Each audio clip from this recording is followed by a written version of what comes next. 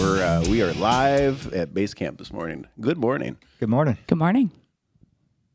Stick mic. Hi. Good morning. All right, we've never had four people. Let's start, Rich, with you. Let's do some introductions. Who are you guys? Rich Lamb. I'm part of the Lambe family. Dad? Dad. Mom, Katie Lamb. I'm Addie, my older sister. I'm John. I'm John. Just John. And you guys are from where? Just outside Milwaukee, New Berlin, Wisconsin. Okay. Is that West Bend-ish? South. South of West Bend? Yeah, about Okay. 45 minutes. Nice. Half hour, 45 minutes, depending on traffic. Just west of Milwaukee. West Milwaukee. How far out of Milwaukee is it? 20 minutes. Oh, you guys are close then. Yeah. Cool. We're literally on the border of Milwaukee County. So it's close to Milwaukee as we can get outside of Milwaukee County. Awesome. So, I mean, what brought you here today? We're going to dig into some Marji debriefing, right? Yep. But my first question for you guys, because I actually don't know the answer to the question, is how did you get pulled into the 906 Adventure Team ecosystem, the events and stuff? Like, where did your family story begin? 4 years ago. 4 years ago, the kids started racing. They're doing fat biking down by us. They got a huge ass series down by us. Yep, heard of it. We met Jamie Zarda down there. Mm-hmm. I had heard of Marji and different things. And we started doing some riding together. And Jamie asked if I was interested in doing it. So 4 years ago, came up and did it with her. Obviously, we didn't ride together, but she talked me into doing it. We did it. And that was, the ball started rolling. So John did the mini then. and we got John into the mini. We heard about it. So That year you did the mini, the first year? And you did? The 100. And was that 2021? 22.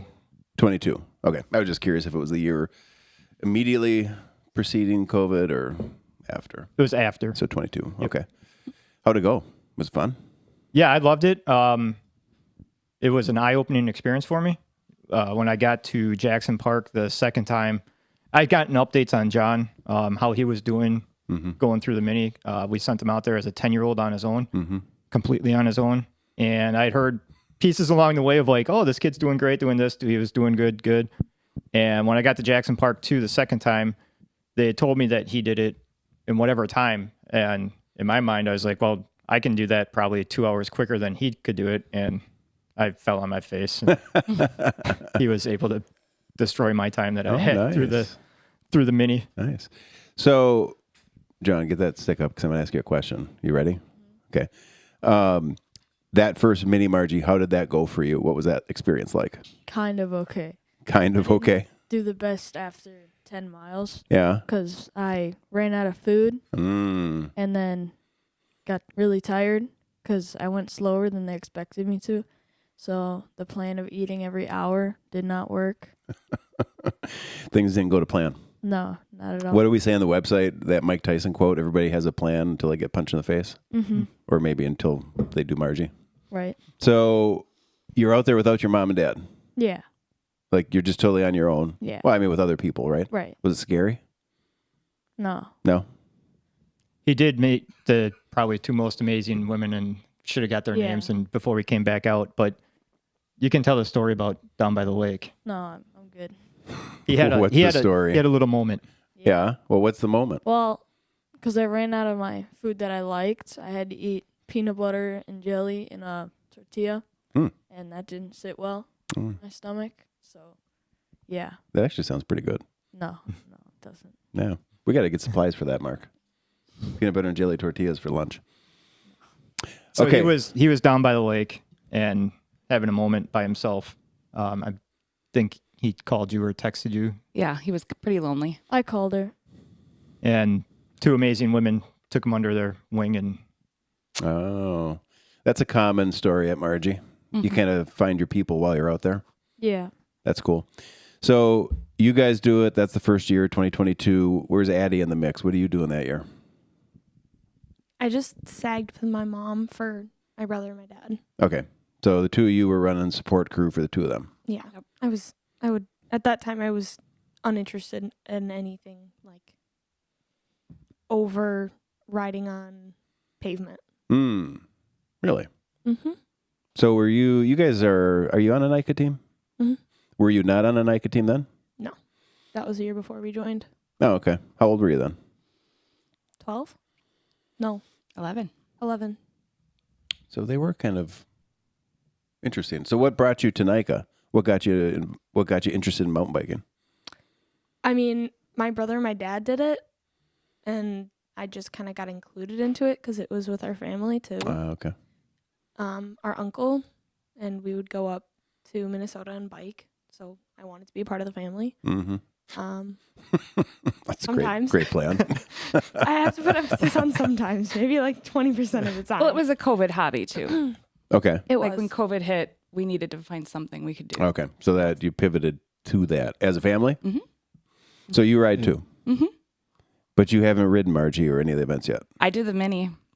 You did the mini? Yep, the next year after Rich did the full and Okay. the mini, we did Okay. it as a family. But my bike isn't as fast as their bikes, so Okay.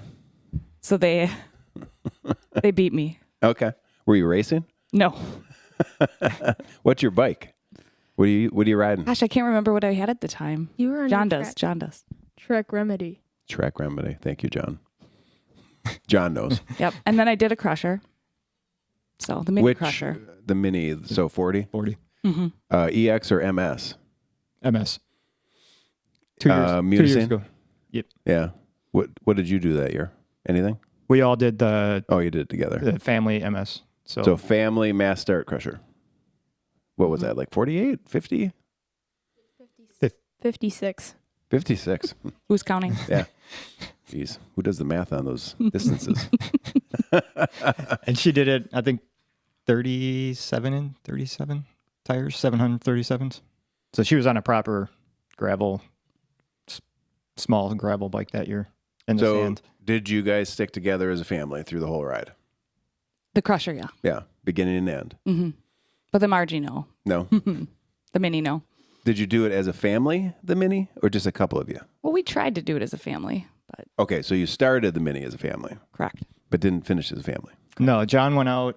That was the first year we got his buddy Elliot, came up with him. Wyatt And and Dane too. The Schmidt family Okay. were also out there. So all the young boys took off and did their things. Oh, Had some experiences with flats, broken chains. yeah.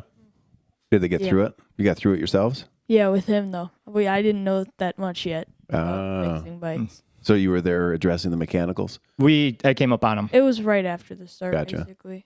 You got to the top of the hill Mhm. and then it popped. Top of the hill before you turn left? Mm-hmm. Sure. Okay. And just not. Okay. Talk about that crusher together as a family. How long did it take you? 5 hours. It was a good experience. For me, I've taken a lot out of every one. Each race, each event is different for us.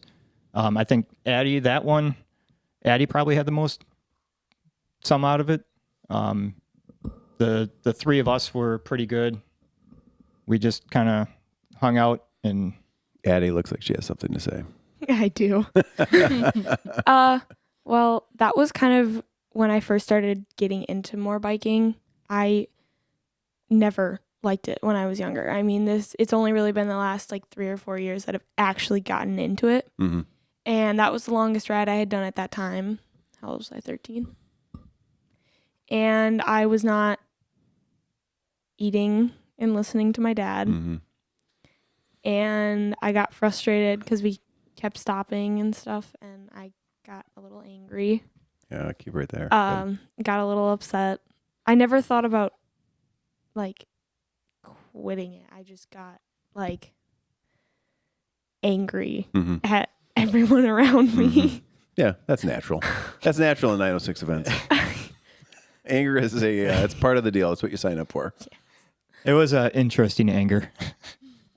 I So- don't honestly know how to describe it. Was it frustration? Was it just general frustration? Was it prompted by lack of calories and kind of bonking-ish? Yeah, I would say Yeah.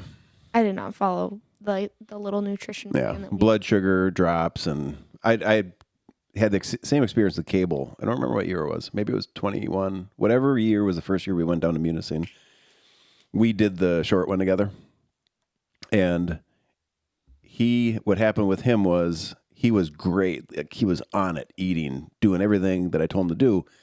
But when it got to, like, I'll say 7 miles left, he made the mistake of just thinking, like, okay, it's 7 miles. I just want to get there. So we just started hammering. He stopped eating. He stopped drinking. And we were, I think we were on Hubby Road. It was like 11:30. Sun was out, no clouds, getting hot on that gravel road, steaming hot. And all of a sudden it went from having a good time to he's hysterical in the middle of the road, bikes on the ground, having a meltdown. And I did not throw my bike. I got close. I got really, really close. that's what happens, though. You, if you'd given chance, you would have thrown your bike. It's too expensive. That's what happens. Yeah. So I filled him up with some gummy worms, gave him some Carbo Rocket, and we were off and rolling again. She had some grapes and bounced back a little. It was grapes. Green grapes saved me. So what changed for you, Addie? You weren't into it. You wasn't jiving with you, and then all of a sudden it starts doing it for you. What? Why? How? Honestly, I would have to say it happened last year when we signed up for all the long stuff. Yeah. And I had to follow more of a training plan for it and had to try to stick with it more. Mm-hmm. And at first it was kind of like, oh, whatever. The races will be whatever. They're far away. Mm-hmm. And then we started doing longer rides together as a family, and I actually started getting true enjoyment out of it. Mm-hmm. And I followed through with like eating properly and doing things properly how you're supposed to do them. And I ended up really enjoying those things. So it just kind of became, I just started enjoying it. Mm-hmm. And I was like, okay, I'll do this more and often. So training has been done as a family? I mean, I'm sure not all the time, but As much as we can. yeah. I think now that I'm not doing as far rides as they are, like I've dropped off a little bit, but Yeah. they still do all the really long rides together. So for John and Addie, you don't have to do rides like this or events like this. You could do things more sensible, as some adults might say. You could do things that most kids your age are doing. Why do it? Why do this stuff? Why do this hard stuff? Why follow training plans? Because no one else did it, and why not be the first one to do it? What if you weren't the first one to do it? I don't know. Why do you do it? Oh wait, why do I do it? Keep that up there. Partially because he does it, and then also I wanted to see if I could do the 100. Mm-hmm. Yeah. I didn't know because I did all of them. I wanted to try and do all of them. Yeah. This year? No, just in my life. Just in general? Yeah. So you've got Marji done. Mm-hmm. Polar roll? Yeah. Well, I meant like all the Margies, not. Okay, all of the Marjis. Yeah, I don't want to do. So when are you doing the duathlon? Maybe next year. Oh, that's why you're advocating for a mini. Now I'm on to you, John. He wants to take a baby step into the Yeah, I'm tracking now. John's crafty. Yeah. let the world out there know John wants a 50 duathlon. Drop the bike either at Brasswire or Jackson Park. So I'm going to go back to my question for both of you. Let's say, so it seems like you wanted to try to be the first to do something, right? Yeah. Does it still matter doing it if you're not the first? Yes. Okay. John? Yeah. Okay. You guys are obviously, are you encouraging them to do this stuff? Yes. Would you say you're influencing it to a degree? I think to a degree. Kind of to circle back how they came up with this of trying to get in. It was almost a year ago. We were just out having a fun ride.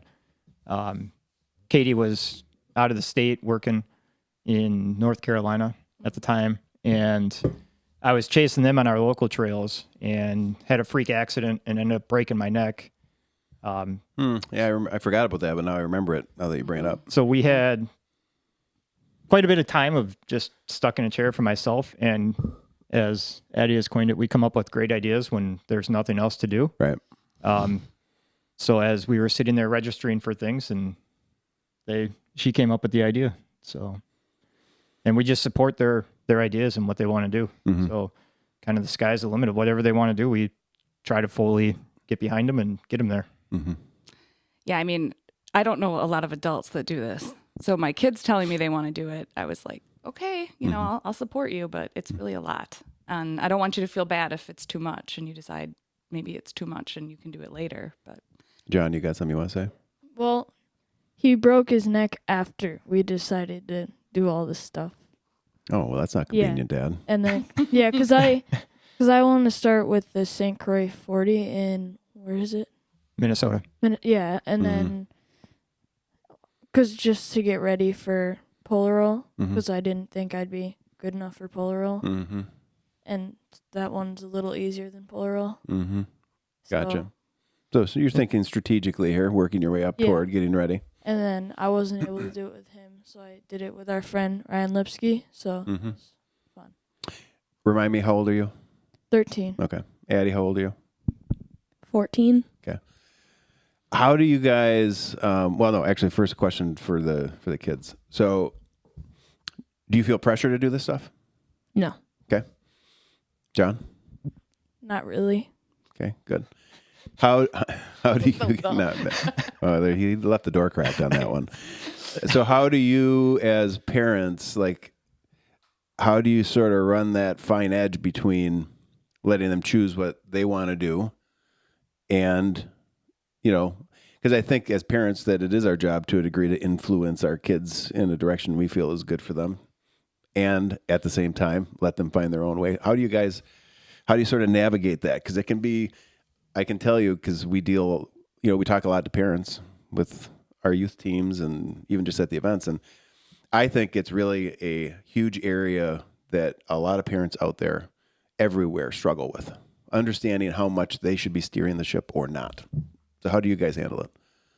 I mean, I think we're pretty lucky that they are interested in the mountain biking. They didn't feel forced, or so we thought. But,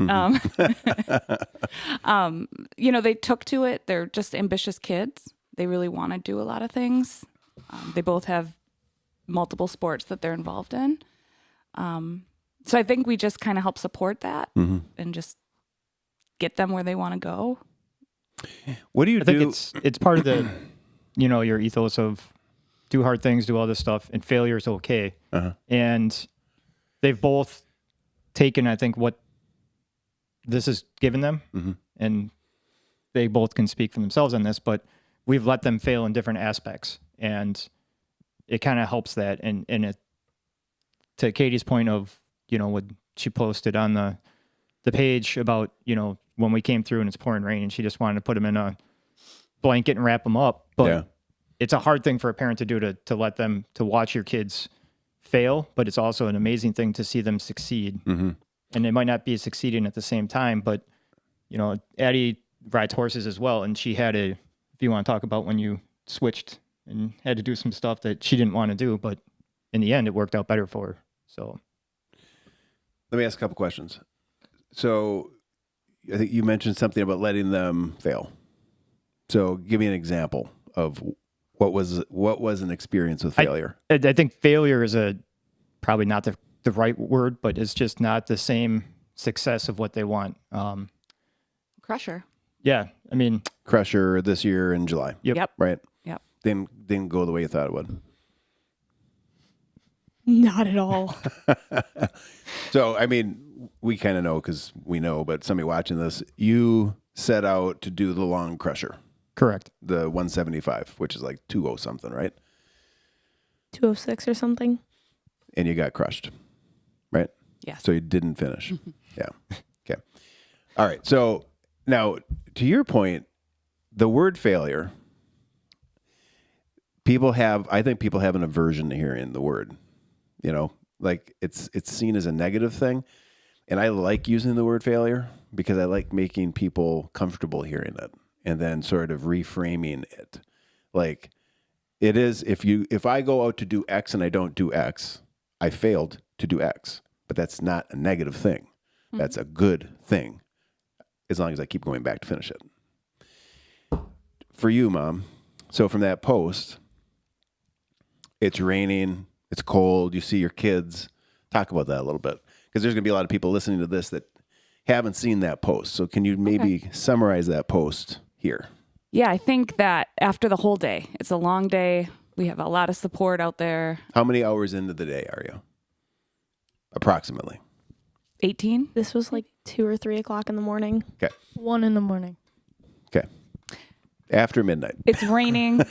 We're tired. And we haven't even biked. We've just been chasing them all day. Yep. And then it's raining and it's cold and it's dark. And I can see fatigue in their faces. And I wanted them to know they didn't have to go on. If they didn't want to, we wouldn't be mad or disappointed. It had to come from them. Yeah. So I told them both, like, if you really want to stop now, it's okay. Rich was like, well, we didn't come this far not to finish. Of course, he wanted to encourage them to keep going, but they just looked exhausted and like they were ready to be done. But I knew that they wanted to go. They both told me they were going to go finish it. So I am so proud of that. Like, the look on their faces told me that they still had it in them. They were going for it. But you wanted to put them in the car in blankets and take them home. I did. All right. So tell me, if you can remember, John and Addie, you're in that moment at 1 o'clock or 2 o'clock or whatever time in the morning it was. What's going through your head? I didn't want to keep going. You didn't? No, I was cold. Okay. I wanted to keep going. I did not want to stop. I didn't want to come back and do everything I had just done again at all. Yeah. I knew it would suck, but I guess my math of it was, it's just the mini. Mm-hmm. Yeah. Like, just. So you took this big scary thing and you condensed it and you made it into something that seemed doable. That's smart. So John, you didn't want to go out. Why'd you go back out? Get that mic up there. We got to hear this. That guy? Yeah. He had his friend with him too. Then they made a pact that if one We quit, made a deal that if one of us quit, we'd both quit, because then we'd have to go back up together. What was the friend's name again? Miles. Okay. and that was his first experience with anything 906. Oh, lucky guy. He literally knew nothing. He kept saying, it's only a few more miles. And I was like, yeah, you've been through the worst. And John's like, that's a lie. We're going to have to do an interview with just Miles alone. Oh, yeah? Now that I know that he went into this not knowing what he signed up for. The last probably 10 miles. And That was stupid. but Ella was with was us. saying like 3 miles. Someone was saying 7 miles. Ella kept saying 3, and I kept telling him 1 more mile. And he just... It's a lie. It's all a lie, John. It's all a lie. So how much did you feel in that moment that you had to influence their decision to go forward, or were they making it themselves? I was letting them make it. I was encouraging as much as I could. Another really cool thing that happened was his buddy that had already finished. We passed him after he finished coming through down by the finish line. And he came back out and encouraged us to keep going too, which was pretty amazing. I think for a lot of people, if you just look at what kids do for each other, it's really humbling. So you got another young boy that finished Elliot. 14 hours. In 14 hours, came back out to support him, to get him back out to finish. So just that little competition, I think, helps too for them, finding their own drives. Mm-hmm. Well, clearly you're probably glad that you didn't quit, right? Now I am. How do you reflect on the experience now that it's done? A lot of ways and in multiple ways. I look back on it and it kind of kicks my butt, as I like to say, because, I went out and did something like Marji, and then when I come back to kind of like a normal square one life, and it's like, I just did something like that, and then if I'm not motivated to do something in my now life, it's like, oh man, like I actually know I can do it even though I really don't want to do it. Would you say that doing stuff like Marji Gesick or Crusher, this is independent of whether you finished one or the other, does it make day-to-day normal stuff seem easier? Yes. John, do you think? Not really. Does it make life seem easier? No. I think one of the cool things, and if you want to talk about your practice the other day when you went back when you were off. Yeah, there was I do high school swimming, Mm-hmm. and I had a meet, and this was when we were supposed to come up. And I was not planning to go to practice on Thursday, and I went anyway.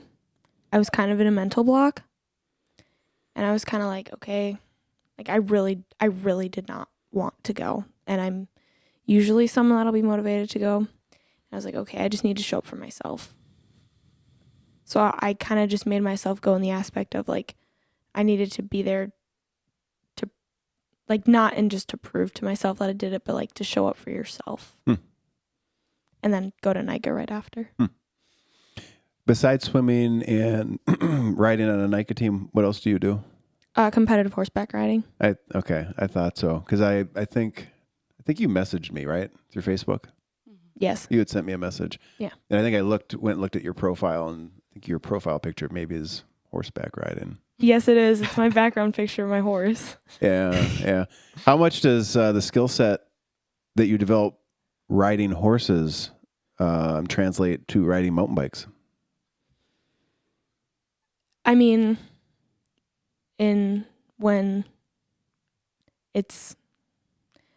honestly, I don't know all, because I've been doing them both together for such a long time that it just kind of became normal. What's different about riding a horse? It's a live animal and it's in the control of your hands, but it can also kill you at any second of its pleasure. Yeah, I mean, what do they weigh? Man, he's like I want to say like 1,300 pounds. Yeah. I mean, you got a 1,300-pound horse versus a 20-pound carbon bike. That's a big difference. Yeah. You got something going on there. John, did you have something? You were reaching for the mic. She's really has good bike control. Yeah. That is, yeah. I don't realize it, but it helps me in that way. Oh, John, good on you, complimenting your sister. This is recorded and will be your family can reference this later. Yeah. How sweet. Thank you. Who is the better bike handler between Me. the two of you? Yeah, do you think so? Dad? Yeah. Yes. Yeah. So, Mom, have you been riding, or are you not riding as much? I haven't been riding as much, no. I think the last crusher was pretty rough on me. I think I was proud of what I did because it was the furthest I'd ever ridden. And they signed me up and they're like, well, you just go as far as you can.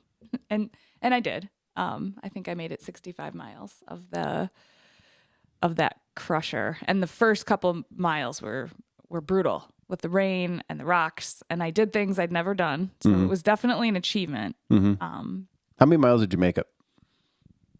70. She made it. I made it 70, you said? Okay. But they made it 120. We made it down to Houghton. Okay. We tossed it in at Houghton, knowing what we had likely had ahead of us. And Yeah. So you made it 70, which was approximately, did you make it to Eagle Harbor, Phoenix? sounds right. I think Yeah, that it would have been in that area, Phoenix store-ish Yep. area. that was where we had our first available SAG stop Yeah. for a family to meet us. So. Who was sagging? My dad. That was Sport Crew? Just your dad? And Ryan Lipsky Oh, and Ryan was there? Yeah, we picked him up on the way up. after he quit the EX.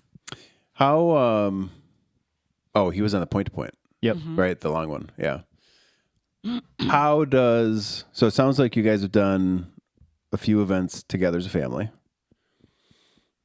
How does doing this stuff together impact the family? I would say we're a pretty tight family. We like to do lots of trips together. The kids, they go along with our ideas and shenanigans. They're into adventures. So I would say it's brought us all very close. Yeah. Addie? We initiate the shenanigans. John and I. Yeah. That comes from us sometimes. Okay. Meaning what? What does that mean? Like these are your ideas?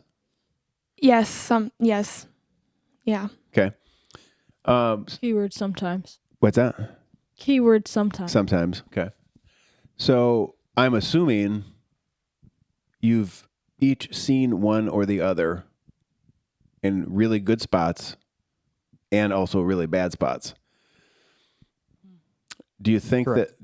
that having those experiences together and being forced into those experiences to navigate them real time when in the middle of doing things that are really challenging and really hard, do you think that helps improve your relationships, the durability of the relationship or the bond that you have?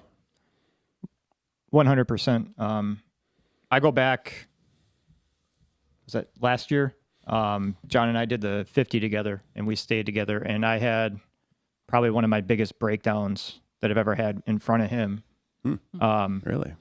And it was to the point where I wanted to throw my bike. I made some really poor choices on that Single ride. speed. Well, yeah, the gearing was wrong. But for me to let John see me and show that, I think everybody in their heads think that we're all superhuman to our kids, but he got to see me in a very low spot, but yet still be able to come back from it and still fight through that and keep going. So to me, I think it's just as important for them to see us have our failures and our low points as well, and to keep moving. John, how did it, when you saw Dad like ready to toss his bike, what's going through your head? Well, I thought he was just done, and then I could do it the rest of it because I'd already done the mini twice, so I wasn't overly worried. Only thing is I didn't have any lights, and I would not have been okay without lights because Right. we did that last downhill around section on the side of the hill. In the dark? In the dark, yeah. Did you have something about the relationships and... I mean, it makes John and I closer sometimes. Other times I just completely forget about it and he's just a pesky little sibling. But yes, it does. It helps because he can kind of recognize when I get anxious or kind of get in my head on a trail. And he did this on Marji. He'll go behind me and try to talk to me. Well, I mean, I'm trying to maybe focus or something on a trail, but he can recognize it and talk to me and kind of help pull me out of if I'm even close to starting to head down a path. And this is John you're talking about? Yes. John. It's like not new. You're like a Jedi. I think he makes lots of friends on the trail, from what I've heard. Lots of people recognize the kid with the duck shirt, and he talks to people and he compliments their bikes, and they're like climbing uphill out of breath, and he's like, "Hey, nice bike." We were going up a hill and we ran into Eric, and I hung back and started riding with Eric a little bit, trying to encourage him to keep going. And later on, I passed a couple of ladies and they're talking, and John would just talk their ear off the whole way up, talking about bikes and asking them about their bikes. And it was a very humorous moment for me because John was completely fine, and these women were just like, I don't even know what this kid was talking about. He just wanted to know about this part of my bike, that part of my bike, and it was pretty funny. But that's how he is on the trail. He just wants to talk to you about your bike. And Yeah. I get your tactic there, John. You're kind of distracting them from the misery of their situation. Yeah, it's very smart. Very wise. Works sometimes. Mom, what do you think? All this stuff that you guys do together as a family, I mean, how do you see it from a mother's perspective? I mean, I think it's really brought us all together closer. This time with the three of them doing it without me, I thought that was pretty amazing to see them carry each other through, like not being part of it and being able to watch it. Because I know they all have their own strengths, and I knew Rich was coming back from a broken neck still, and I knew the kids were tired and that they all pulled each other through, and Miles and Ella, who became part of a team, the five of them. So, I mean, it does bring us closer together, but I love seeing them spread their wings like that.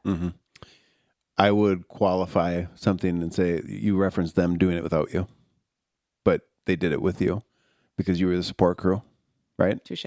You were supporting them. And that is a huge part of our events. Always has been, always will be.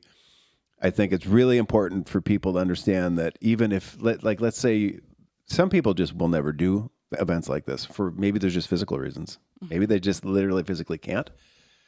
But they can still be part of the event in a different capacity, which is equally important in my view. And I think that that's one of the things that's unique about 906 events is that we put the uber ultra hard, buckle worthy challenges out to those elite people that want to chase that. And we keep everything metered down to where we'll sit and wait at the finish line for the very last person that comes in. I mean, I was sitting in the bench alone on Main Street at 9:30 in the morning waiting for Mel to roll in to celebrate that. So support crew is exceptionally important. Yeah. It's a huge part of Marji too. Yeah. And I love the finish. I told you I want to volunteer because, like you said, for me, going that physical, that's not the best of me. I want to be there and help celebrate people. And I love the finish. And those people rolling it at the end who got by on grit alone. Yeah. Like, that's pretty amazing. Yeah. I've always said that it's equally, like, I'm not saying it's better, more impressive or not, but it's equally impressive if somebody can stay out there. Like I've used the reference Bob from Iowa, right? He's not winning. He's not getting a buckle. He's literally just out there maybe for his own self-respect to say he didn't quit until 5 a.m. Sunday. That says something about the person. It really does. Absolutely. It really does. I think something that we experienced that was probably one of the cooler things that I've experienced up in the 906 was the first year, the year I did the ultra. I can't remember her name. The runner that came in, Ellen? Oh, yes. Yeah. and watching her finish. Yeah. That was, We came back for that. we came back to witness that, and that's something that's always stuck with me is seeing her come across was pretty special. Yeah. She's the only one that has successfully completed the Polaroid Ultra Snowshoe. It's been attempted a couple times. But yeah, she's the only finisher on that. You guys talking your friends into doing this stuff? No. Well, actually, no. I have talked them into Elliot and Miles. Okay. I take it they were already cyclists or mountain bikers? Yeah. I'm not random people. Okay. You got to work on that. I'm just trying to get my friends to bike with me Yeah. at all. Like get on a bike and go with me. Yeah. So not a lot of friends that are doing this stuff? No. No. But are they cycling to some degree? Nope. No? What are they doing? Other sports. Okay. Softball. John, besides cycling, mountain biking, do you do any other sports, any other activities? I do diving and cross country running. Okay. I can see cross-country running being a good fit. Yeah. Let's talk a little bit about Crusher, because I haven't heard too much on that. So you guys did start as a family, Correct. We did. and the goal was as a family to finish the big Crusher. The goal going in was to finish with the idea that Katie was going to make it roughly 100-ish. Okay. That was the goal. Yeah. Okay. So that was programmed into it. That we figured she was going to drop out at some point was her goal. So what do you think led to you guys not finishing? That was a series of events Okay. that just toppled on top of each other and added up and cost us majorly. What was within your control? That was what went wrong was what was in our control. Okay. We fell off of our plan in the beginning, and then we made a bigger push than we needed to when we did. I think one thing that was kind of out of our control is just kind of the rain. Yeah. And just how wet it was. But what was in our control was, our eating and our stopping and our changing. We did not follow through on. We made a push from, I don't know, whatever time we rolled in when my mom dropped to 11 o'clock at night, not having a big stop in between then and going 70 miles and just kind of eating off of your nutrition plan did not help. Rich, go ahead, John. 50 miles. 50? The push was 50 miles. You push 50 miles. Yeah. 50? It was From like 50, 60 from our mile. stop to from- wherever we stopped, it wasn't 75. It was 'Kay. 50. Do you feel like you guys went into Crusher understanding what was in front of you? Because the location had changed. We signed up. I had done the 175 in Munising. Right. We did the mini together as a family. So I kind of, when we signed up, I had thoughts that we're going back to Munising. Mm-hmm. I knew I had an idea in my head where we can play this out, where the stops are going to be, how we're going to do this. And then you pivoted. And it's probably been 20 years since I've been up to Copper Harbor and ridden. Okay. So tried to get up there and it just didn't work out beforehand. Yeah. And So the answer is no, you didn't know what you were in for. we listened to all the podcasts, yeah. tried to do everything. And yeah, it kicked. And for me, and I have told the kids, and that kind of played in with Marji this year, was I, in my mind, knew that we're going on to double track down to Houghton. And we've ridden a bunch. I was like, we've got this. It's 50, 60-ish miles.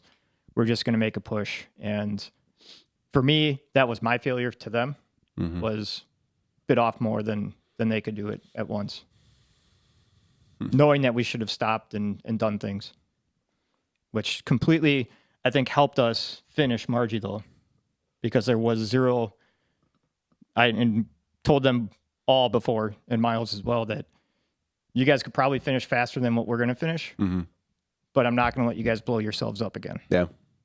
Addie.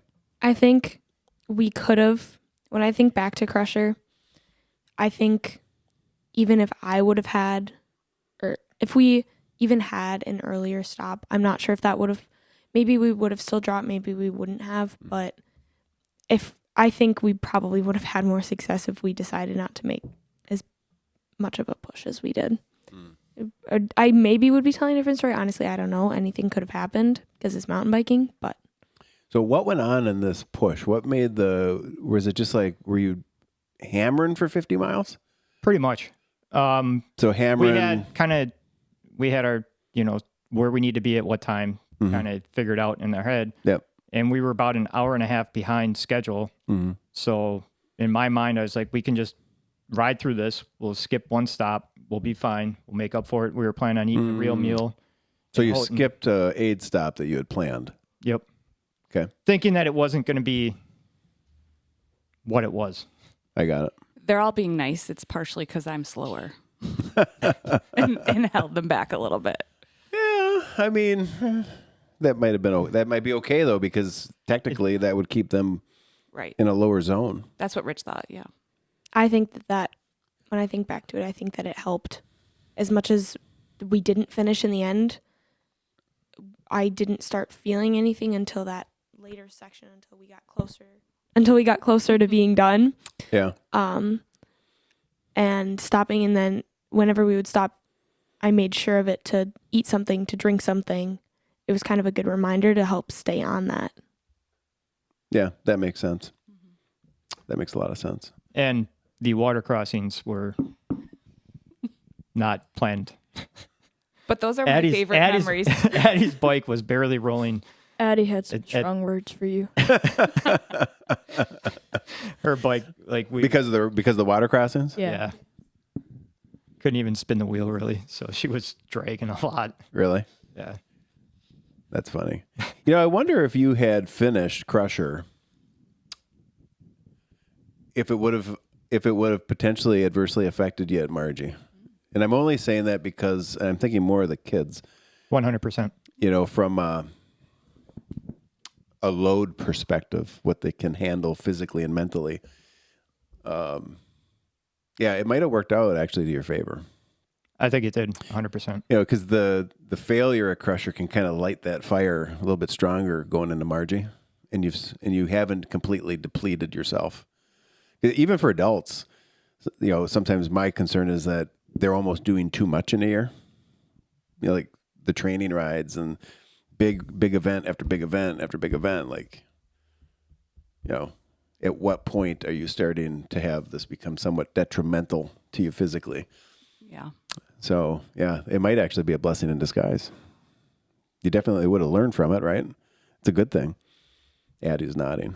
Yes, I have been talking about that, and it sucked that we didn't finish Crusher, and that festered and that soared and didn't feel good inside, but I said it going into Marji. I'm glad that we didn't finish it because it taught me what I needed to go into differently going into Marji in like so many different things, and I'm glad that we didn't finish Crusher, to be honest, this year.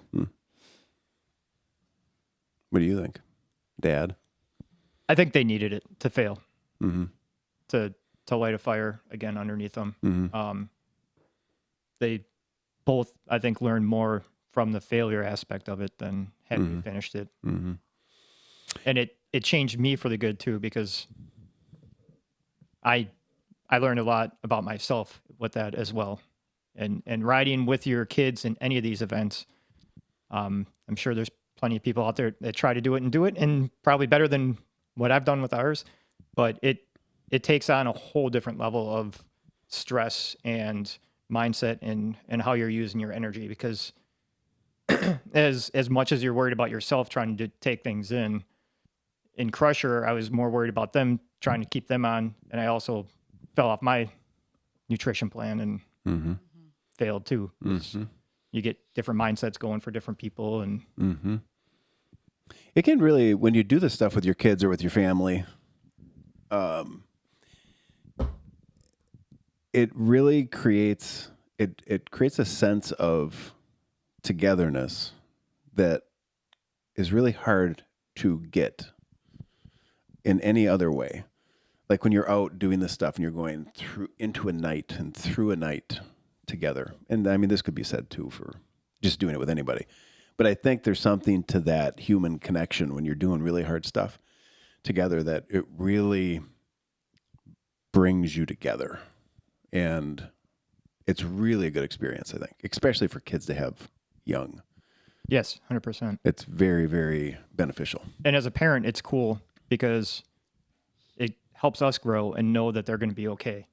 Yeah. Because you've seen them navigate through things. Yeah. And you can see, we don't always get to see their coping mechanisms, and we don't get to see how they're going to get through life. Right. And they get put in a hard spot. Right. But you can see them in a hard spot out there and know they got it. Yeah. They'll be okay. Absolutely. John, did you have something to say over there? Back to Crusher, I feel like I don't know if Addie did. I didn't pay attention to her, but I don't know if I'm speaking for both of us or just myself, but I didn't train enough for Crusher. I did absolutely nothing. I did absolutely I don't nothing. think that's 100% true. John just dishing brutal honesty here, calling he does. himself out. I didn't do much. No. But that's, Did you to go not? back to your point, and we do worry about their load, obviously, as kids, As you should. overtraining and doing stuff. So As you should. we don't, they're doing different things at school and different workouts through their other sports, and we count that as some of their training for biking and stuff too. Absolutely. Did you not take Crusher serious enough? No. No? Well, I felt good, honestly. I felt better than I expected when we stopped. Yeah. But yeah, I didn't train really at all. I rode with them when they went on their rides, but I didn't train. So let me ask you this. Was it a matter of you weren't physically ready, or I'm kind of hearing maybe you weren't dialed in enough upstairs here? Like you weren't mentally. Well, I trained the week before. You sound like every middle-aged man out there. He wanted to keep going. Did he? He was willing to try to keep going. There was Okay. some He tried to plans. talk Lipsky into it. There was some bikes getting put together to get somebody back out with them. So, but we knew, and that was the other part, was the remoteness this year was serious. Yeah. And that was our concern, sending him back out, knowing how remote it was going to be again going into the night. That was the biggest reason I didn't go back out. Was I didn't want to make Ryan deal with me. Because we learned that there was more single track in the water. Yeah. Yeah, the end was not nice. It was tough. I'm curious if he would have made. We talked to a couple people that last water crossing was pretty deep, so we're curious if he would have, where it would have ended up on him. Yeah, he probably would have been all right. Did you have your snorkel? Addie, did you have something? Well, when John says he didn't train. I have to indent on that because he has always just had a natural push on the bike. And I think that he trained plenty enough for Crusher. He was jolly the whole time, feeling great. When we rolled in at 11:30 at night and I was falling asleep eating French fries, and he just downed his food and was ready to keep going. I think that John was there. When he says he didn't, I think he did. When he reflects on that, Yeah. John put in the work too. I will I say though didn't. too, with the when we stopped, that was a whole nother experience too, and Katie can touch on that. Being up there and Houghton really came out. Probably, I don't know if you guys realized how much they were out supporting this as well. Yeah, the nice man who owned the pizza place who, you know, kept the pizza warm for them and cleared out an area for them to come and sit and In Houghton? warmly welcomed them. Correct. He was amazed. He came out so many times. It was like a pizza shop, Yep, it was a art pizza show, shop. like performing arts place. Okay. What's the name of the place? I can't. Remember? It was down in Houghton. I think it was in Hancock. Or was it Houghton? I don't remember what side we were on. But he came out and we rolled in. It would have been Hancock. Hancock. Okay. Yeah, because you would have stayed to that side of the bridge. Okay. Okay. Yes. But she had messaged us, "Do you want pizza?" And we had multiple times said no, burgers. So this guy, he was nice enough to keep the burgers warm. He made us pizzas. Well, then he The three started of us. following you guys. Yep. You know, started watching the results on the. Oh, on track leaders? Yep. Was it, not No. track leaders, sorry. It's superior timing, probably. Timing pad. He came out, talked to us, let us change, sat there forever, used his parking lot. They were technically closed and they stayed open, and he couldn't believe that we were all out there doing this. And Hey, hold that thought. John is patiently holding the mic. Oh, okay. All right. Okay. Sorry. but I think that goes back to the community aspect of this, and that's what really draws us is we're community-based people. That's still, there's so much good still out in the world, and there's so many good people, and it's amazing to see and to be supported and stuff like that with the communities. Yeah. Yeah, I think 906 brings out the best of people. That's what I love too. I love being around it and the positive energy. And how do you think it does that? I think how do you everybody- think it happens? Because anybody has the ability to do this, right? everybody shows up, it seems like, as their best selves, and they just want to help. They want to do good, like mentally, physically. They want to support. They want to help. They want to do well. It just brings out all of their best qualities. Living close to working in a big city, living to a big city, I think you get up here and everybody just puts their guards down, which is what people need to do more, I think, of just put their guard down. It's okay to be you. So, okay. So I'm going to ask this question. You guys live in Wisconsin. You're down by Milwaukee. You could go to a lot of places and just let your guard down. Correct. If you go other places, is it the same? Like, have you experienced this elsewhere? Not like this, no. Like I would say that we as a family are pretty outgoing and friendly and want to create community everywhere we go. Yeah. But to find it up here is nice. It's already there. Mm-hmm. You know, we can build it at home. You know, Mm-hmm. Mm-hmm.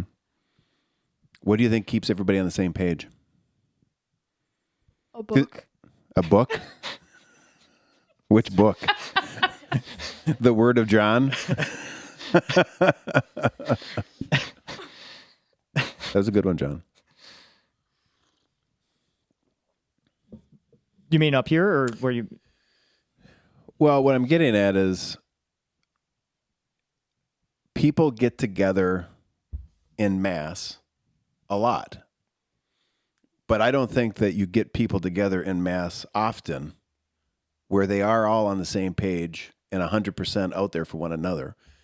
I think most places you end up with the polarization and bad behavior and people being jerks. Correct. So what is it that creates these what shouldn't be viewed as unique and special communities or environments. What creates that? And I think that's the biggest thing that people continue to look past and not see. And if we could actually wrap our heads around, it is different when you come to a 906 event, but it shouldn't be. Now, that wouldn't be good for us if all of a sudden everything was like us, because that might devalue us. But I'm literally saying that we should not be this beacon of exceptional behavior. However, at our events, right now it is.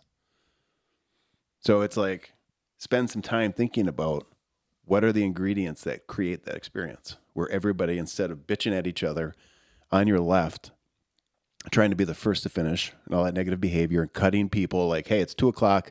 We're not waiting until Sunday. You're done. Come back next year. Be faster. Train harder. For me, it's what you guys have put out there, and I think it's from the leadership. In my career field, a lot comes, I think, from the leadership and how you present yourself and what the goals are and what the expectations are. What's your career field? Fireman.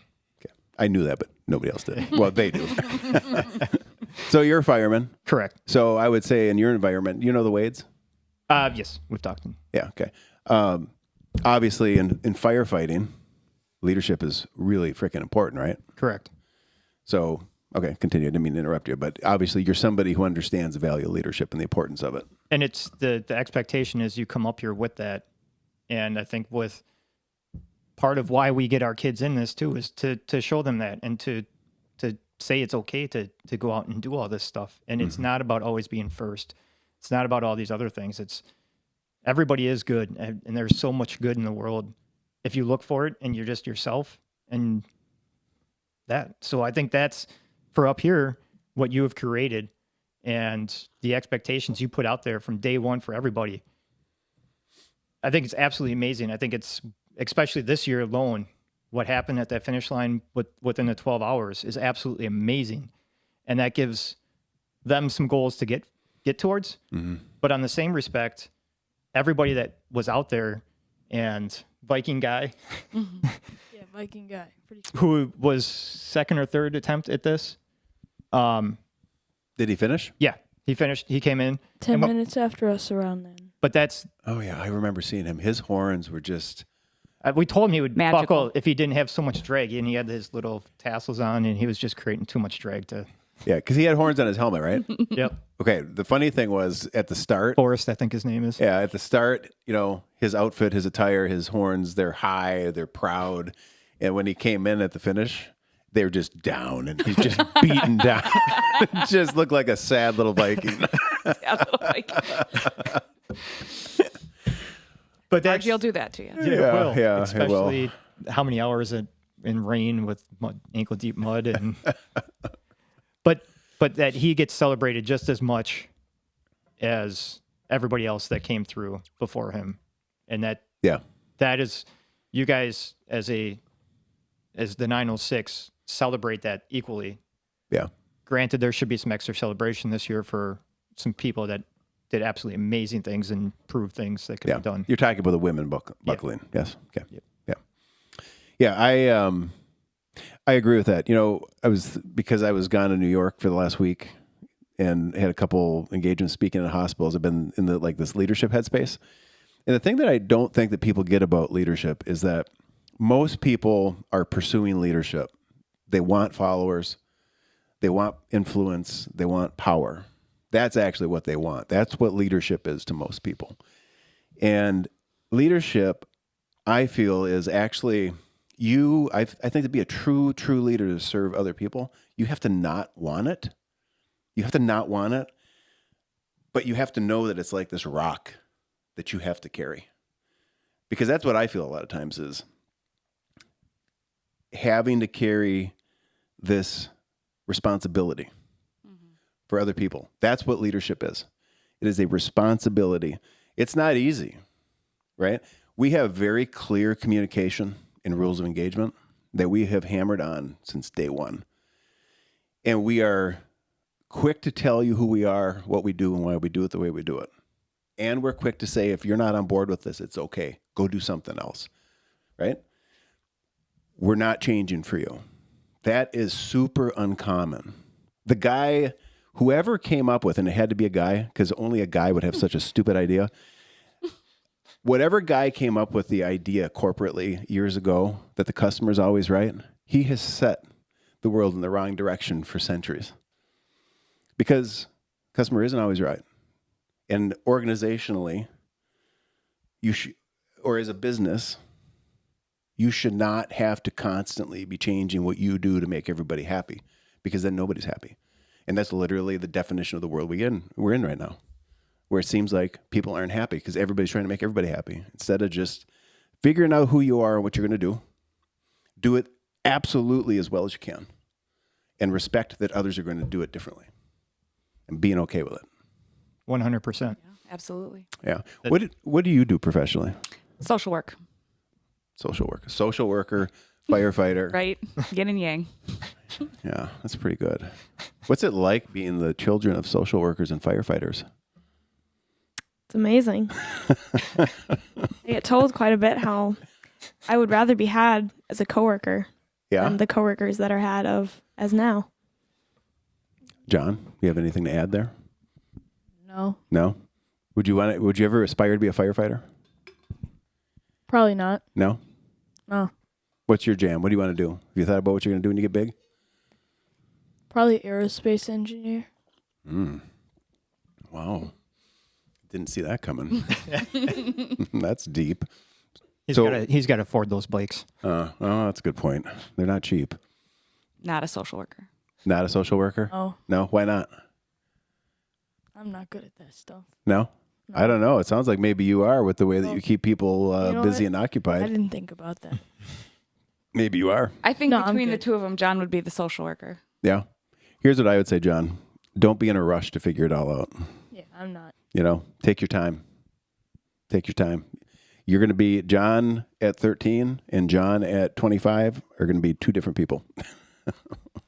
Yeah. Addie, what are you thinking? What do you want to be?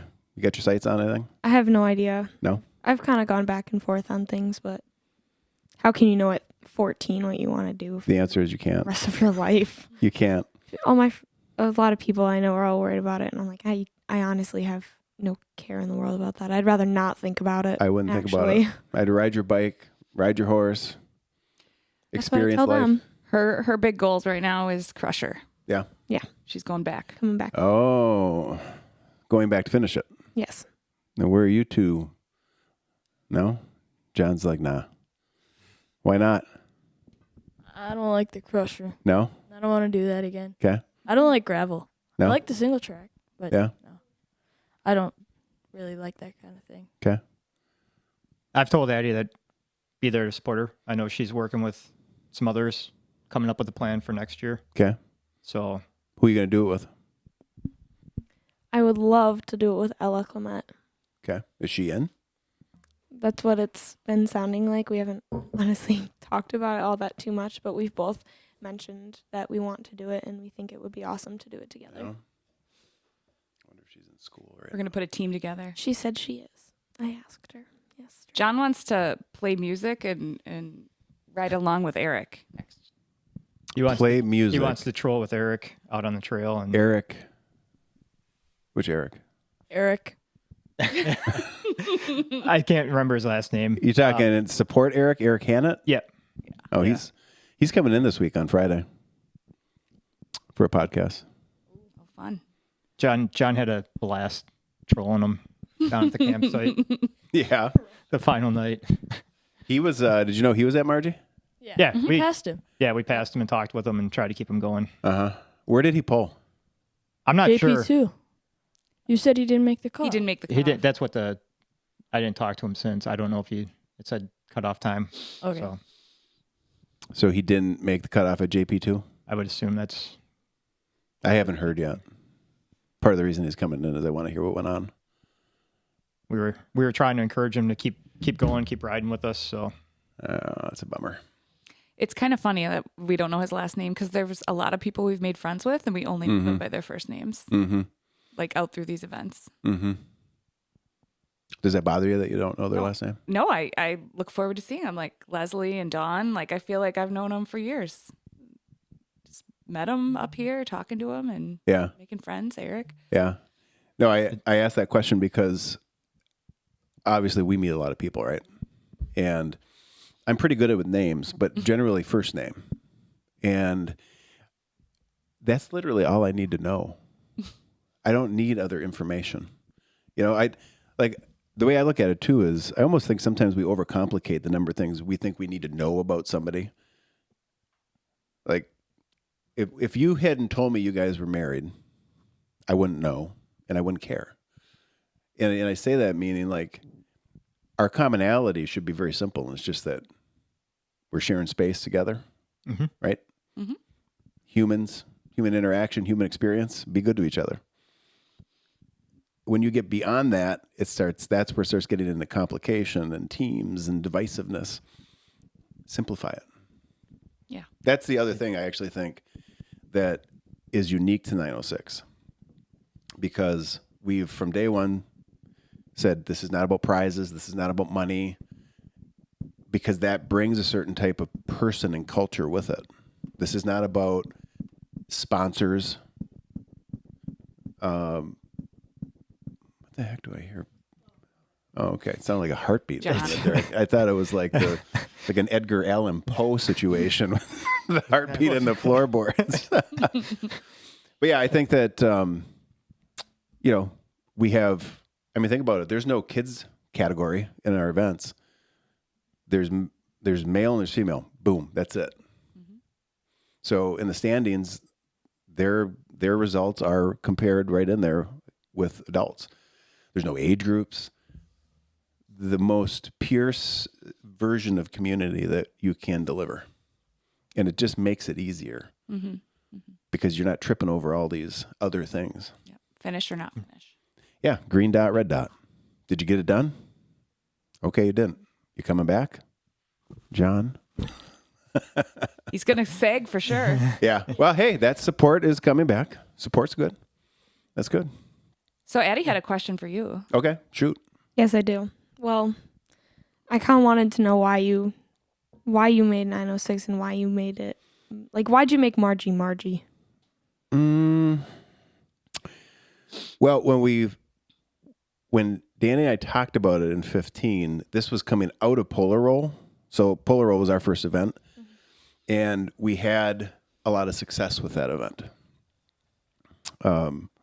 The Polar Roll meaning, we had never run an event before. I'd never been an event director. We did it. It was more successful than we could have imagined it would be. So then during that time, I had been doing a lot of 100-mile bike events over in Wisconsin or downstate Michigan. So then I talked to Danny. I'm like, Michigan has a lumberjack at that time, but I wasn't really aware of a lot of 100-mile mountain bike races in Michigan. And certainly I didn't know of one in the UP. So then it's like, well, why don't we do one here? Because it seems like maybe we're good at running events. And then from there it was like, well, okay, but we're going to do this different. We're not just going to run an event. We're going to run an event. So most events in Marquette County start on the west end of the community and they all finish in Marquette. I wanted to do it different and go and finish in the west end, which also meant it was going to be all uphill from the start to the finish line, right? And then also connecting, this is a great question, by the way, also connecting the three, in my mind, there's three distinct zones. There's Harlow Lake area. That's the Friends of Harlow that run that trail system. And then you have NTN, north and south. And then you have Ramba. I'm not from Marquette originally, so our family moved up here. And I can tell you that 10, 12, 15 years ago, there was not a lot of continuity between the different trail groups. There was some competition. And I felt like maybe this event can help showcase each of them and bring them together. So that was another piece of it. And then the last piece that really influenced a bunch of the event, beyond just my own personality of having a bizarre sense of humor and doing weird shit, was finding the story of Marji Gesick. Now, that was not on purpose. That was an accidental finding because I didn't know who he was. And it was all because I was trying to figure out, well, if we're going to run an event, what are we going to call this event? You got to have a name. So I just started digging into the history of the area. And his name kept coming up. And then as I dug into his story, and then his daughter's story, Charlotte, it really gave me a sense of this area's history and the people who had come through this community before us and made these opportunities for us available. And it's like, yeah, you know what? And plus then there were so many odd ties. Like his name literally means bad day. Ishmael literally means up above or heaven in the Ojibwe language.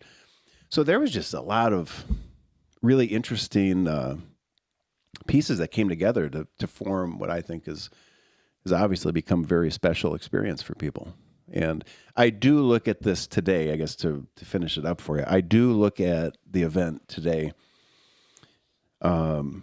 as being something that can continue to celebrate where we are while also celebrating where we were and this continued evolution of a community trying to become the best version of itself, and just doing hard shit. Did that answer your question? Yeah, and then I was also going to say, why do you make people challenge themselves? What's your goal with that? Well, I mean, that really just comes from, I'm an observer. So a lot of people wouldn't really probably think this because I'm so active in social media. I'm very out there with my opinions and what I think. But I actually do a lot more observation than I do talking or writing. And I try to only engage through written or verbal communication with intention when I feel like there's something valuable to share. And I think that the fact of the matter is that our Achilles heel as people is also it's our greatest strength and our greatest weakness, and it's the ability to make things comfortable. We're here because centuries of people before us didn't have the same luxuries and privileges we have. So our ancestors are clearly capable of hard things.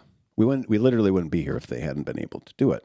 And I have felt like as a father and also as a manager and leader of people in every position I've been in, I haven't ever aspired to be a boss. I just keep ending up there. And what I find is that whether it's a child or a man or a woman, to get the best version of that human, you're going to have to put them through some hard stuff. And that's just the way it is. And I feel like we are gradually, without even knowing it, going backwards. And it could get to the point where there's like just a really tough correction for a lot of people that they just find out they can't do hard things and they're unable to overcome some of the challenges that are ahead of them. And that's not a place that I want to see people get to. You know, I'm a father of 2 boys. There's nothing harder than intentionally putting your kids, and I'm sure your mom and dad would say this too, there's nothing harder than putting you in a position where we can see in your face that you're under duress. Absolutely. And just like your mom said, yep, her first instinct when you were in the rain, cold, was to put a blanket around you, put you in the car, and take you to a warm place. And it's really hard to not do that. And it's the best thing that we could do. Yeah. So, you know, yeah, I think we have to do hard stuff. I think it sucks. Hard stuff sucks sometimes. Right, John? Yeah. And I actually think having a sense of humor is super important. Like, you got to be able to, in your darkest moments, laugh at how ridiculous it is sometimes. You know? Laugh at myself for doing Margie. Yeah. Yeah. I mean, you get out there, right? You're in your worst possible moment. And it's like, why do I do this? You know, like, you just have to be able to find humor in it. That's what gets you through it. And now they can't wait to come back. It's Addie's favorite weekend. Yeah, it's my favorite weekend of the year. I love Margie, partially because I get to miss school, but And what aspects make it your favorite?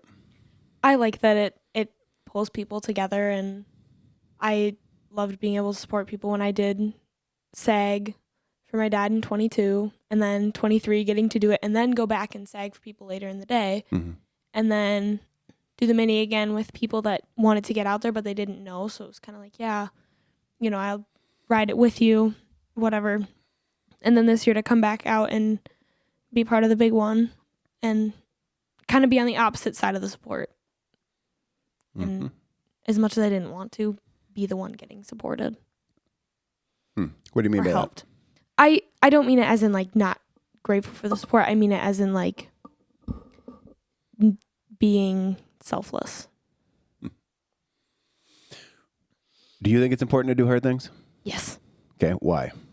Because I don't think people, like when people get thrown into a hard situation now, I see it with people in my grade all the time. They're just like, what's the easiest way out? Yeah.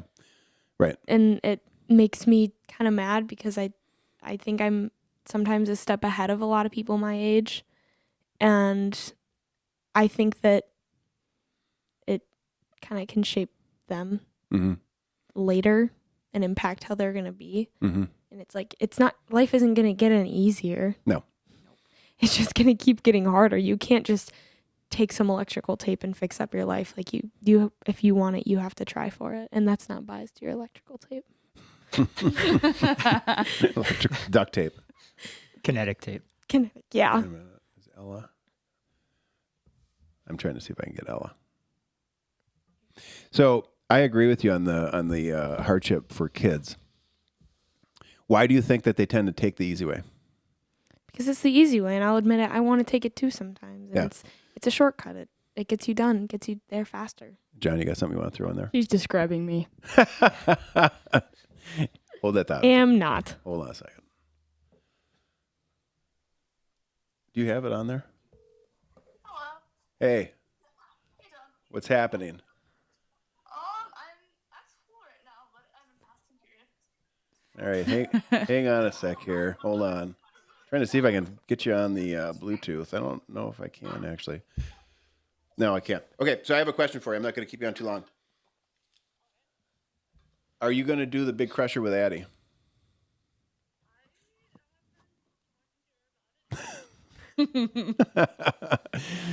We're actually recording a podcast right now, so you're kind of on the You're spot. live. Hi, Ella. Hey. All right, so you're thinking about it. Okay. All right. You guys got to get this crusher done. I know you're also thinking EX, right? Yeah. Okay. All right. We'll. EX was what Addie was thinking. Yeah, I should have specified. Oh, so you are thinking EX? Yes. Oh, okay. The plot thickens. Okay, good. So the two of you are thinking potentially EX. Yeah. 40 hours. It is better than 29. And it's a wonderful route.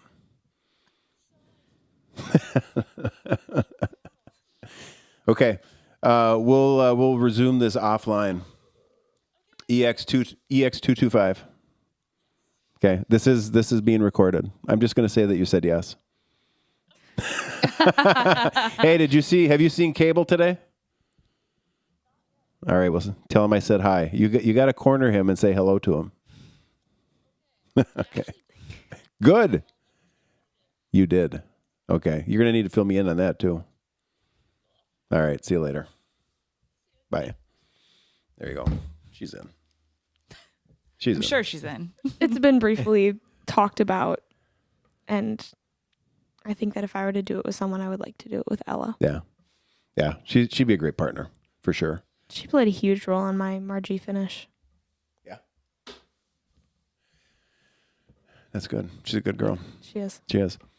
That was a lot. It was kind of cool hearing that she gave us the history of Ramba too as we were coming through, which was Oh, stuff yeah. that I'd never known and Yep. heard about and how the trails were made and Mm-hmm.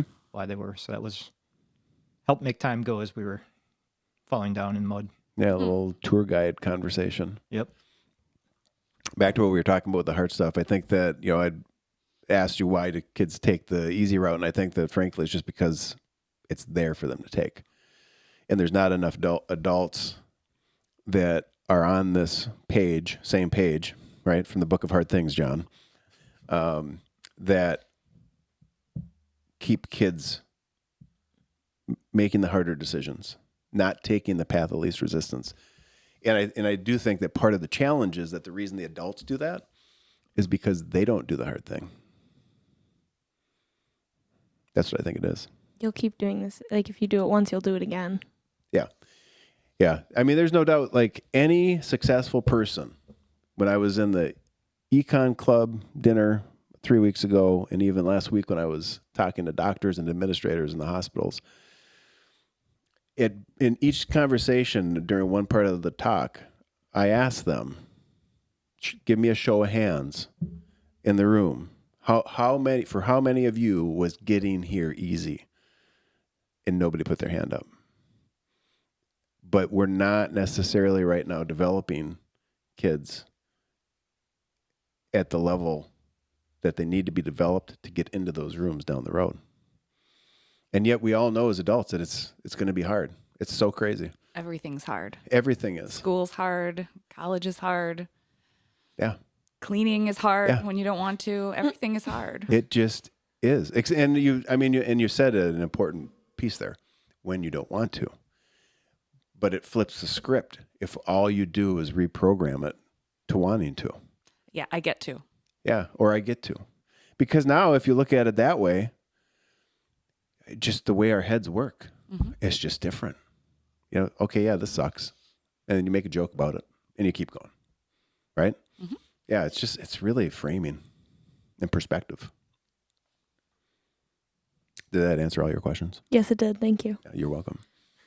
Did you have something, Rich? No, I'm good. All right, so what's next for everybody? You're a crusher. You want me to add a mini duathlon.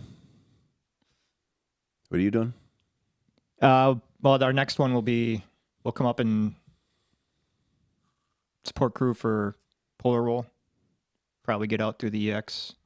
I think before that I'm doing fat pursuit. Cool.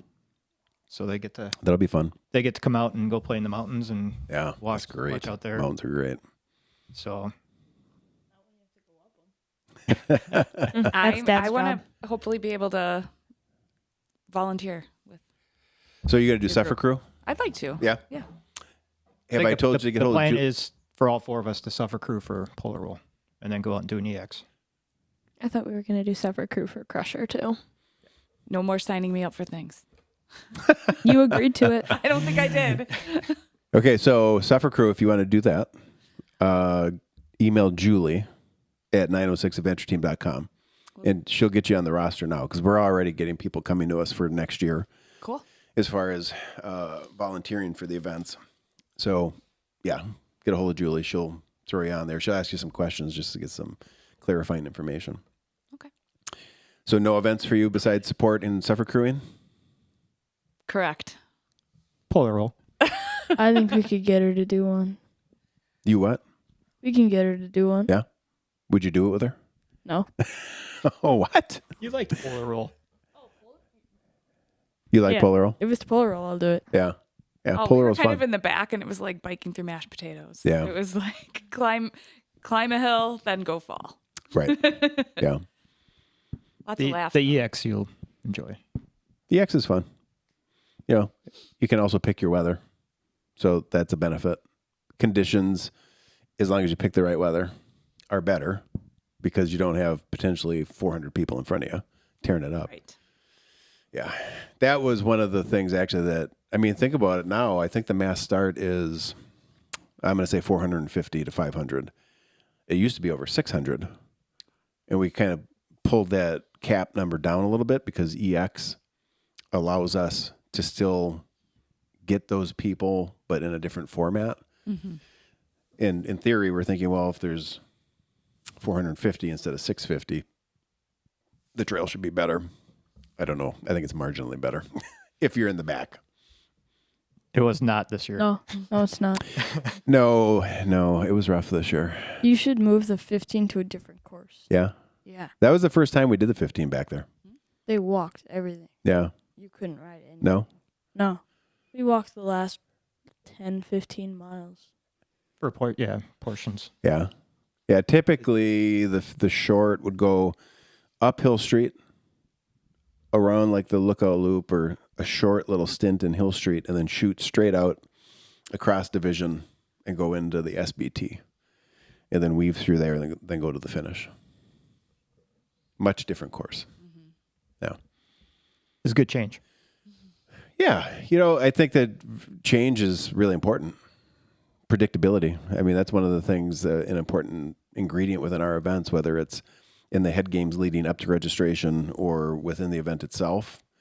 Creating lack of predictability keeps people cognitively connected and kind of levels the field a little bit. Like if you've got two people who are nearly equal physically, let's say just marginally different in conditioning and ability, the thing that can be the X factor is how well they handle pressure and head games. That's why we do it. I mean, I'm sure people think I do it just to get my jollies, but this is actually very intentional. It's psychological warfare to a degree to try to put you into some mental adversity and force you to have to figure it out. You got to put that timing mat up on top of Jasper Knob. Why? Tell me why. Just to get everybody to get their bikes up there. You can't talk. You made me walk up. I know. Yeah. After we found out there wasn't a timing mat. I think when Ella was on here, Yeah. it came up that It did. people are walking up there, and I'm like, okay. Didn't we talk about putting a camera over there and have a live feed at the finish line? That would be funny. We're going to figure something out on Jasper so that everybody's going up there with their bike. That'll be the next level of mind games. Little wave to the trail cam.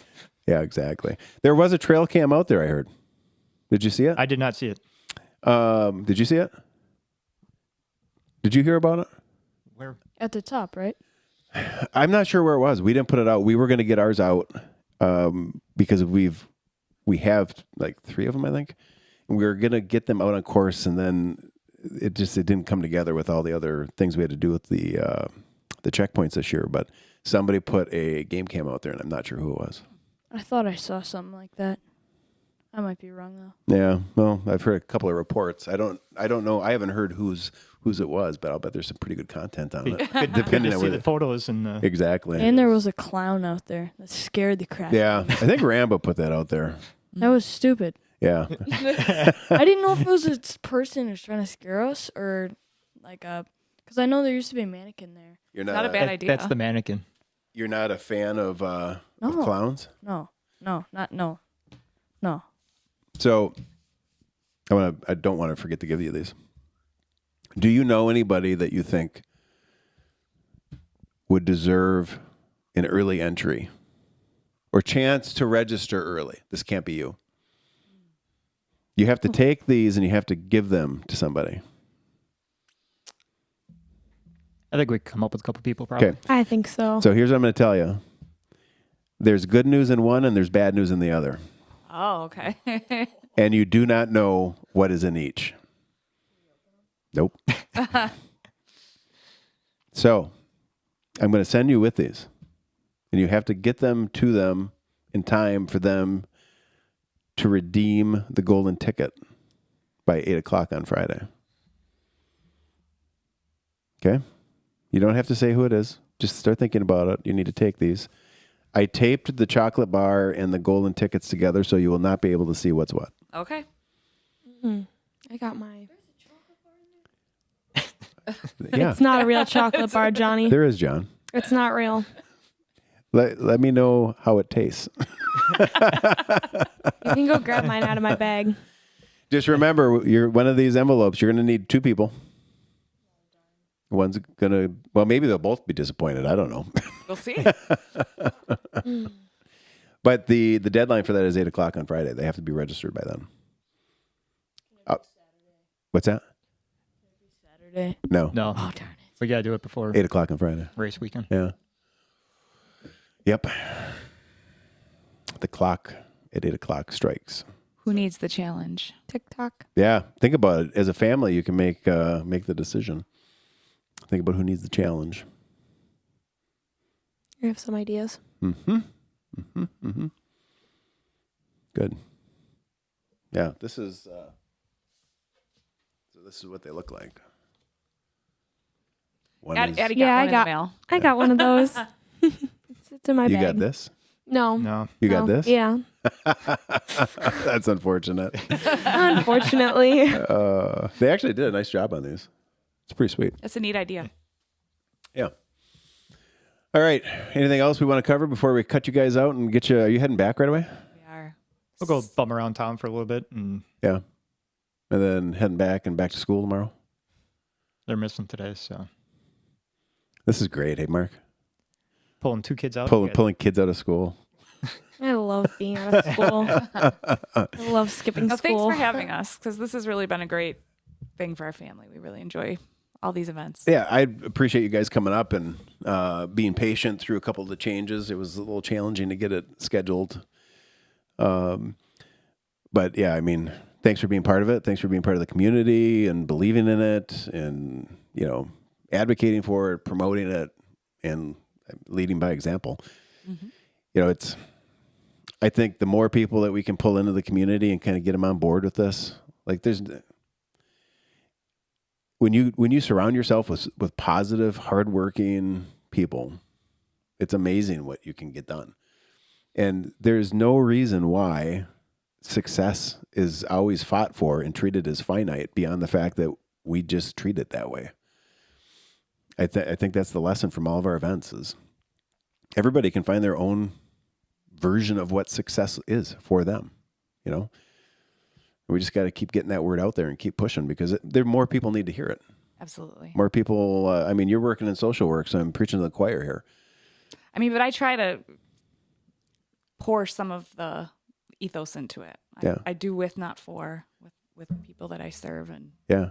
definitely encourage them to build their own self-efficacy, Yeah. because the world's changing. It is. And you need to change with it.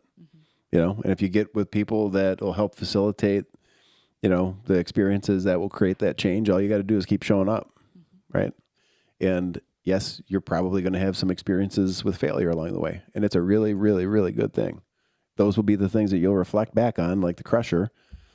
And as much as it sucks in the moment, you'll look back on it and be like, that's the best thing that happened to me. The worst things in my life that happened to me, the worst things in reflection down the road are the best things. And really the lesson in that is it's not about what happens to you, but how you respond. Yeah.